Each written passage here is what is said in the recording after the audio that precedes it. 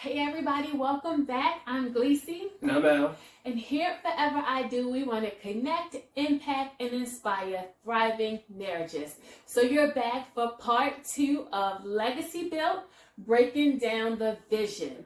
So in part 1, we talked about how do we establish our values, and they're the foundation of what we do or what our vision would be. And this week, we're going to talk about how do we pass those values off to our children. Again, like the whole title is Legacy Built. So what goes into making a legacy is actually passing down an inheritance. I know most times we think of inheritance as something monetary, but your values are also a part of that inheritance. So how do we pass that on to our children?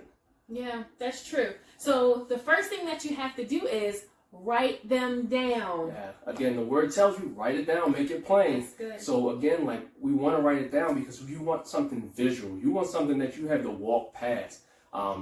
It may not be a person saying something to you, but when you write it down and you walk past it, it's holding you accountable. Because now all of a sudden you walk past it and you remember when you didn't keep that value or so forth. You remember every time you read it, every time you come in, every time you go out. And I say every time you come in and every time you go out because you want it somewhere where you have to actually see it every time you come in and go out. Mm-hmm. I know like originally when we wrote down our values, we kind of wrote it on the poster board. Yeah. We had it in like a guest bedroom and you only saw it if you went into the guest bedroom. Right. And I think we switched it up and put it in our son's room because like how we wrote it is really for him, but really it's for us as well. But it's come a long way. Our values board has gotten an upgrade, and it's really pretty, and it kind of sits in our living room now, and it's where we sit and spend most of our time. So it's a constant reminder of who we are as Lamberts. Yes, and it's also a conversation piece because again, it's pretty colorful. Yeah. So even if we have guests in our home and they see it and they kind of, what is that? So that starts the conversation again about our values, and it also helps because now that somebody else knows your values, they can, if they're friends and so forth, they can also hold you accountable. Like you aren't in alignment with your actual values, those things that you wrote down, those things that you have established for yourself. Yeah, that's good. So we wrote them down, and then our next part of that is that you have to live them out. Yeah. So how do you live out those values, or how do we teach our children to live out those values? Yeah, you live them out by actually creating memories and actually spending that intentional time together. Your children have to see you demonstrating those things that you're trying to pass down and instill in them and teach them. If they don't see you living it, there's no way they're going to adopt it and there's no way they're going to carry it forward. So again, you want to pass down those memories, and one of the ways we actually do pass down those memories are through our family night. So every single week we have set aside intentional time, and I know you're probably saying I'm busy, I work such and such hours, I have a flourishing career, but at the end of the day, when you're thinking about legacy, what does that mean? Again, if you haven't passed down the qualities and values that you wanted in your children, what good does it do, or what good does it do a man to gain the whole world and to lose your soul? And I know we think of soul as in losing your life or going to hell and so forth, but what good does it do to gain the whole world and gain all of this position, but you leave your children behind? Yeah, that's so good.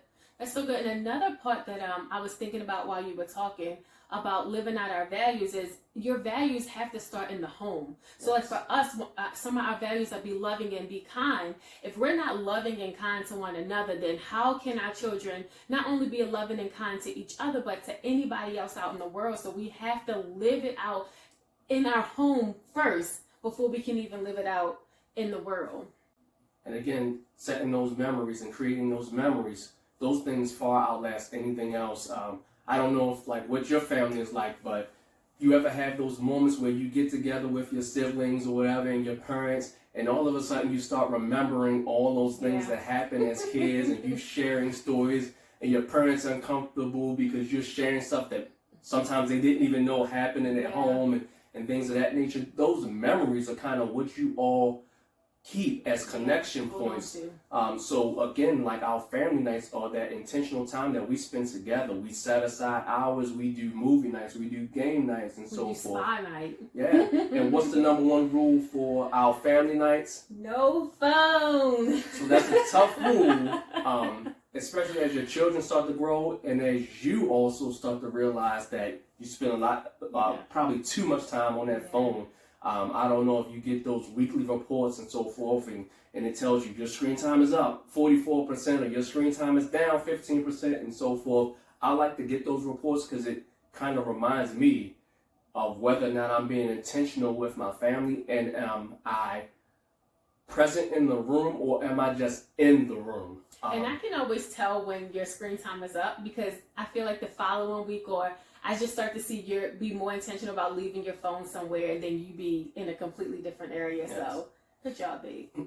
So again, like our family nights, number one rule, no phones. You have to be present in the room. Spend that time with your children. Yes. Spend that time together, laugh together. Because you don't get it back. Yeah. You don't get it back. And your kids grow up so fast and you blink and they're adults. And you want to make sure that you spend that time with them, that you've instilled those things into them. While you have the time. And they've seen those values carried out. Yeah. So what's the next piece? Again, like when you're trying to leave that legacy and you're trying to pass on those values. You have to affirm them. Yes, you have to set that affirmation and so forth. And even further, like discipline, love. Love looks many different ways. Love looks like affirmations. Love looks like discipline. The word says if you don't discipline your children, do you really love them or you don't love them? It actually says. So again, you have to discipline, you have to affirm.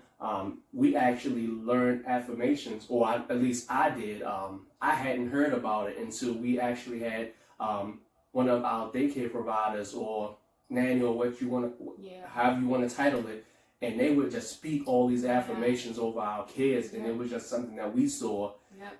And guess what? It was a value that they actually had passed down on to them from their parents, and they were actually sharing that with our children, and then we adopted it, and it was like, that is great.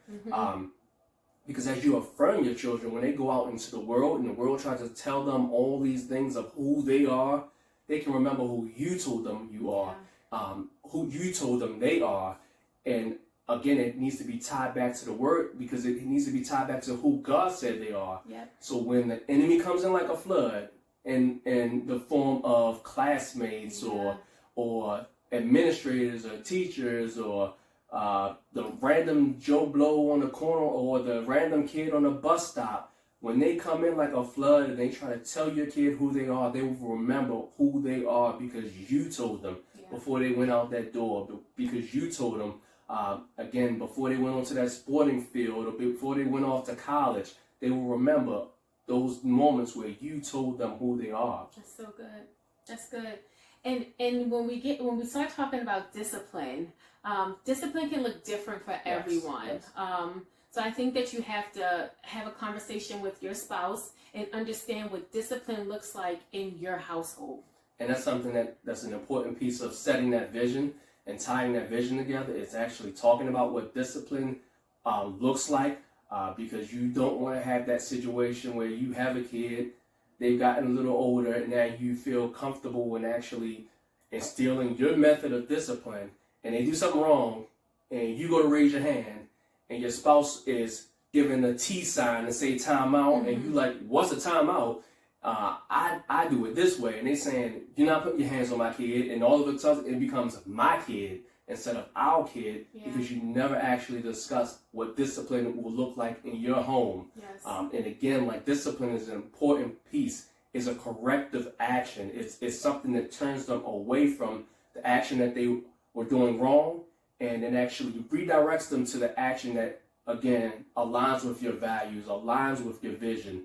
And if you don't make that correction, then again, you don't really love your children because you're letting them go off into a way that, again, is out of alignment with your household, out of alignment with your vision, out of alignment with your values, and ultimately will cause a divide in your home.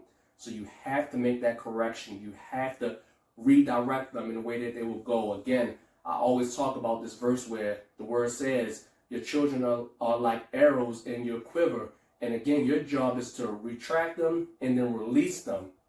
You can't release them to a mark, again, unless at some point you redirect them. The wind is going to start taking them different ways.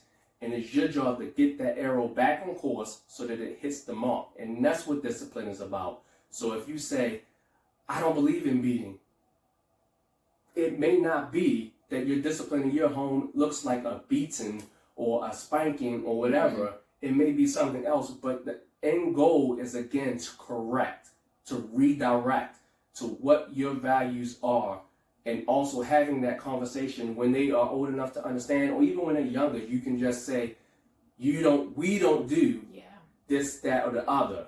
We do this. Right. And you had that conversation after, again, that discipline that you have decided to apply in your house, so that they understand that it's tied to love. You aren't just doing it just to do it. You discipline them for a reason. You discipline them to get them back into alignment. Yeah. So we talked about lots of good stuff today about how we're going to pass our values down to our children. So we're going to start by writing them down. Again, write it down. Make it plain. You want it somewhere that you can actually visibly see it, because that is a key piece in that accountability. And then we're going to live them out. Again, make memories. Make memories. And put your phone away. Yeah. Don't just worry about making money or building an empire. Make memories for your children, because that will last. Okay. And then the last thing we're going to do is love them. Yes. Again, love them. Give them those affirmations. Tell them who they are. And also, don't forget the discipline. You have to discipline your children. All right. Well, guys, thank you so much for joining us in part 2 of Legacy Built, Breaking Down the Vision. We'll see you guys in our next video. See you guys.